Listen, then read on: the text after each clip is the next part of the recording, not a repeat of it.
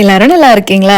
அடிக்கிற வெயிலுக்கு இன்னைக்கு வச்ச சாப்பாடு கெட்டு போகாமல் நாளைக்கு ஒரு சூப்பரான புளியோதரை எப்படி பண்ணுறதுன்னு பார்க்கலாமாங்க. நான் எடுத்திருந்த அளவுக்கு சாப்பாட்டுக்கு இந்த அளவுக்கு புளி வேணுங்க. புளியை நல்லா கழுவிட்டு அது மூழ்கிற அளவுக்கு தண்ணி ஊற்றி வச்சா போதுங்க, ரொம்ப தண்ணி வேண்டாம். இப்போ சாப்பாடு இருக்கு இல்லைங்க மிச்சமானது, அதையே கையில் பொடிச்சு விடுங்க, அழுத்தி பிணையாதீங்க. ஏன்னா உதிரி உதிரியாக நம்மளுக்கு சாப்பாடு வேணும் இல்லைங்க, அதுக்காக.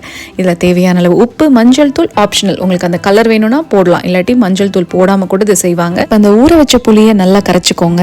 அதில் இருக்க நார் ஓடெல்லாம் எடுத்துட்டு பேஸ்ட் மாதிரி அப்படியே அந்த வெள்ளை சாப்பாடுல ஊத்திட்டு அதை நல்லா அப்படியே பிணைஞ்சுக்கோங்க. சாப்பாடுக்கு வலிக்காம பிணையணுங்க. இப்ப பாக்குறதுக்கு கொஞ்சமா தண்ணியா இருக்கிற மாதிரி இருந்தாலுங்க இந்த மாதிரி நல்லா அழுத்தி விட்டுடுங்க. இது காலையில மட்டும் எப்படி மாறுதுன்னு பாருங்களேன். இதை மூடி அழுத்தி மூடக்கூடாதுங்க. நான் ஹாட் பாக்ஸ்ல வச்சாலும் லாக் பண்ணாம மூடி போடுறேன். பாத்திரத்துல வைக்கிறீங்கன்னா பிளேட் வச்சு மூடிக்கோங்க. அடுத்த நாள் காலையில எந்திரிச்சோன்னா ஒரு வடச்சட்டியை வைங்க. கொஞ்சம் தாராளமா எண்ணெய் சேர்த்துக்கணுங்க. நல்லெண்ணெய் இருந்தா இன்னும் நல்லா இருக்கும்.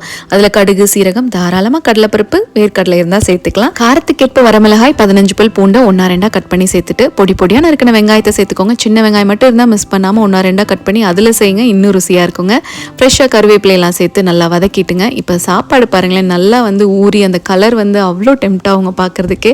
அதை உதுத்து விட்டு அந்த வெங்காயத்தில் சேர்த்திக்கோங்க. இதில் பெருங்காயத்தூள், மிளகாய்த்தூள் இதெல்லாம் தேவைக்கேற்ப சேர்த்து லைட்டாக கிளறி விட்டுட்டு பொடி பொடியாக நறுக்கின கொத்தமல்லியை சேர்த்து கிளறி 10 நிமிஷம் மீடியம் ஃப்ளேமில் வச்சு இறக்குனா சூப்பரான புளி சாப்பாடு ரெடிங்க. இந்த மாதிரி புளி சாப்பாடு ஒரு தடவை ட்ரை பண்ணி பாருங்க. அந்த சட்டியில் ஒரு பருக்க சாப்பாடு கூட மிச்சம் ஆகாதுங்க, நான் கேரண்டிங்க. சரிங்க, இப்போ ஒரு பர்த்டே விஷ் பண்ணிடலாமா? Happy birthday Harshika. Thanks for வாட்சிங்.